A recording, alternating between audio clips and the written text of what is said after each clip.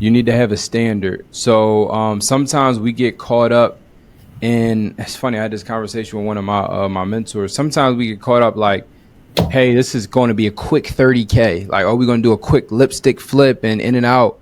It never end up pans out being like that. So he was saying to me, he said, you need to have a standard. It has to be this amount for me to touch it, because even if it goes over the time frame, I'm still not mad because it's still that set number. Because I caught myself doing things where, oh, that's a little quick 30K flip. That's gonna be a month. It never ends up being that. It might even being 2 months. So now instead of making 30K, you make 15 because it's 15 one month, 15 whatever amount of money you make, you divide it by how many months. That's how much you paid yourself every single month. So it never ends. So I think in real estate, going into 2025, what I've been doing, but just talking future term, 2025 is having a standard. If it's not this number, or if it's not this type of situation, I'm just, respectfully, I'm gonna say no. I say no to a lot of deals now every single day because it just doesn't hit that standard. And respectfully, you have to just be comfortable with, hey, look, if it end up being something more than what I thought it was, I'm cool with that. But at that time, it just did not hit my standard.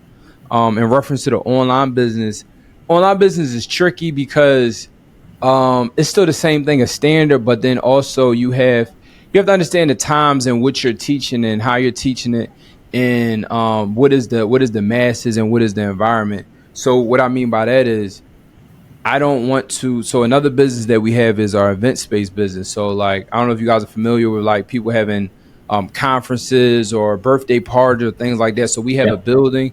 We have a big building. It has 3 different rooms in it, and we have events in all 3 different rooms. So we have, let's say, a birthday party may go on here, a networking event may be going on here. So we've been doing that since 2019. That's one of my other businesses that I do. I literally just got that from my mom, and she runs and operates that.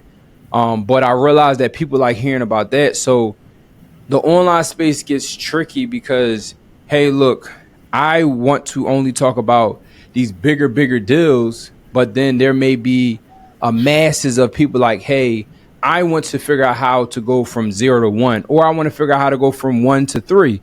One of my friends tell me there are more people trying to go from 0 to 3, 0 to 1 than there are people trying to get from 8 to 10. So in the online space, you have to just understand who do you want to serve? Who is your perfect client? And then that's kind of what you want to serve.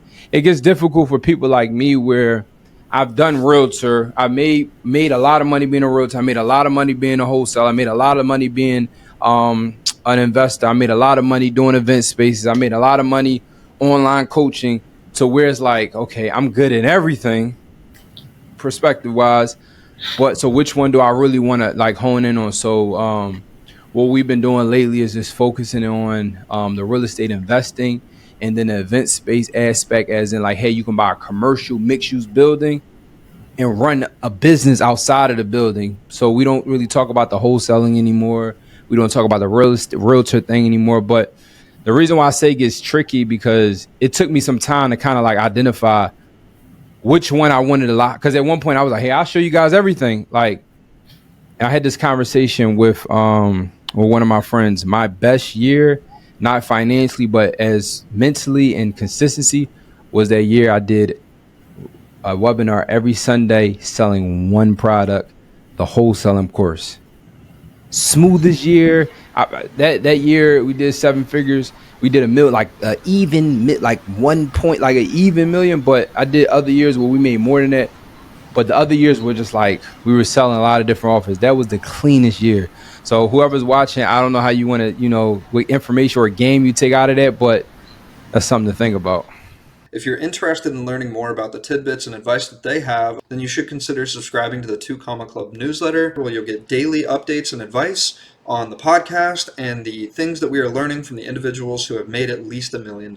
Just go to 2ccnewsletter.com or click the link in the description down below and subscribe.